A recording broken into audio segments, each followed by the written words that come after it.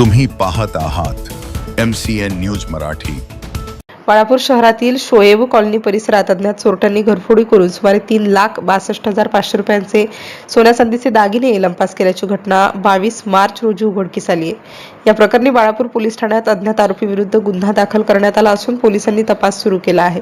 शहरातील धान्य व्यापारी मिर्झा निसार बेग गुलजार बेग 21 मार्चच्या सायंकाळी कुटुंबासह घरातील कपाटात ठेवलेल्या सोन्या चांदीचे कुलूप लावून नातेवाईकांना भेटण्यासाठी जळगाव जामोद येथे गेले होते।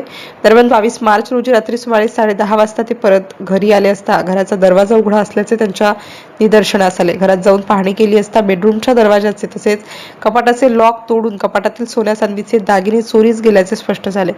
चोरीला गेलेल्या ऐवजामध्ये सोन्याचे नेकलेस, पोत, अंगठ्या, बाडी, लॉकेट, चेन तसेच चांदीचे दागिने असा एकूण 3,62,500 रुपयांचा माल असल्याचे फिर्यादीत नमूद करण्यात आले आहे।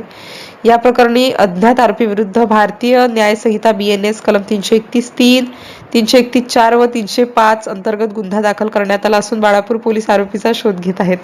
MCN न्यूज मराठी करिता शेख जावेद शेख हासम, बाळापूर।